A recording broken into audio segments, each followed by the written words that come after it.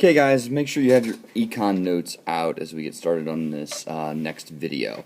On Monday, we gave you a brief description and a definition of what GDP was, which is gross domestic product. And what that means is the total value of all goods and services produced in an economy. You should already have that in your notes. If you don't, it'd be a good time to pause and add it. We use GDP to measure if the economy has grown or shrunk. Shrinkage is bad, but growth is good. We want growth. If the economy doesn't grow, America's not doing well. When an economy doesn't grow, we go into what we call a recession. And in 2008, we had one of these, recession. Recessions are bad. They're not good. Businesses close down. People go through hardship, and people lose their jobs. It's not good. Recessions are bad. It's bad for the economy. Recession, and you don't need to add this to your notes, I'm just kind of giving it to you to help you understand, but recession is a period of economic decline where trade, industry, and jobs are reduced. Not as many goods and services are produced, and thus people get laid off and they lose their jobs. So when a recession happens, GDP is going down, and that means unemployment is going up. We don't like recessions. They're bad. They are not good for the economy. We just came out of what is known as the Great Recession of 2008, and this is when gross domestic product stopped growing for several consecutive quarters. It went down. This was not good, and it caused hundreds of thousands of Americans to lose their jobs and their homes. So, as you can see, GDP growth is very important. When it goes down, we hurt. When it goes up, we do good. Okay? Now, if GDP growth stalls for a very long term, so if it's longer than if it's several quarters long, we go into what's known as an economic depression. And this is like really, really, really, really bad. If this happens, we're in deep trouble. It did happen once. In 1929, the stock market crashed, and billions of dollars were lost. And tons and tons of people were out of work. If you asked everybody, 1 out of 3 people did not have a job during the Great Depression. It lasted for over 10 years. It was really bad. People were desperate. They would line up in bread lines just to get food. People were willing to do anything just to get a job. And people were so desperate for money, in some cases, they would sell extremely valuable items for next to nothing. This guy's selling a very fancy car for $100. People wandered the United States just looking for work.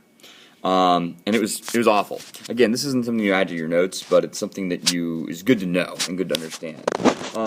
This all goes back to why GDP growth is good and very, very important to our country. It's important to every country, but the United States is the largest economy in the world, and we like to see our GDP going up every single quarter, every single year. Now, we also talked about GDP per capita on Monday. And this is different than just gross domestic product.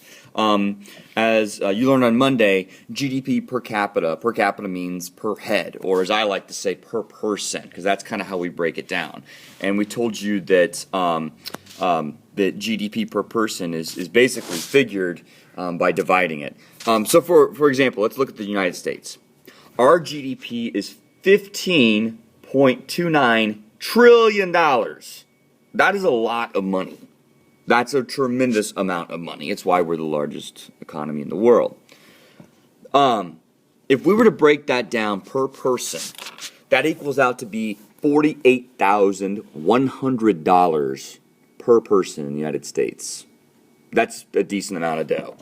It's more than I'm making a year.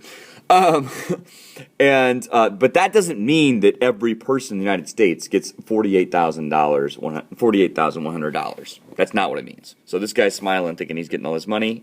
No, he's not. He is sad. Okay. Not everybody gets $48,100. It's just purely that we divide GDP by population. and you get GDP per capita. I believe you should already have that in notes as well. If not, good time to add it. And basically what that tells us is the standard of living in a country.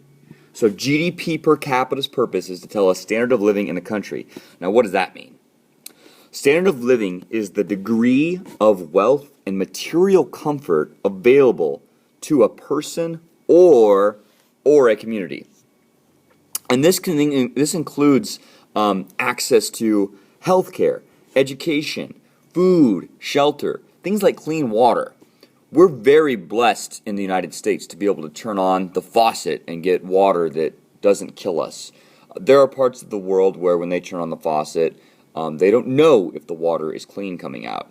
We're very fortunate to have a healthcare system that will take care of us regardless of if we have money or not. If we're sick, we go to the hospital, they're going to serve us. If Mr. Bergman is walking over to LC across the street and he gets hit by a Mack truck, an ambulance is coming to help him. In some countries that doesn't happen.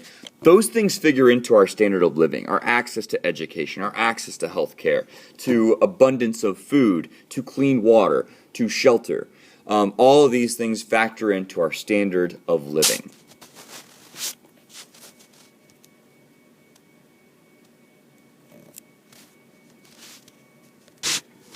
Okay, so let's look at how GDP per capita tells us the standard of living of a country. So we just talked about the United States and how our GDP per capita is $48,100. Okay, let's compare us to the lowest GDP per capita country in the world. That's the Democratic Republic of Congo.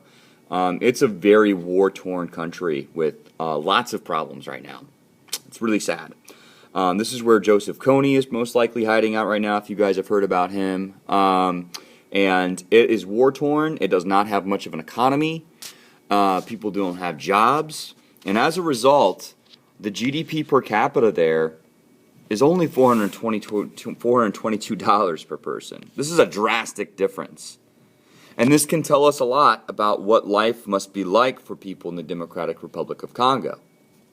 They must not have access to those things that we just talked about. Healthcare, education, food, shelter, clean water.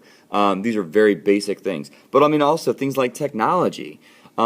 We have television and radio service. We have internet service, cell phone service. A lot of these types of services are not going to be available in places like this. And so GDP per capita tells us the standard of living, and the standard of living tells us a lot about what life is like for people in those countries.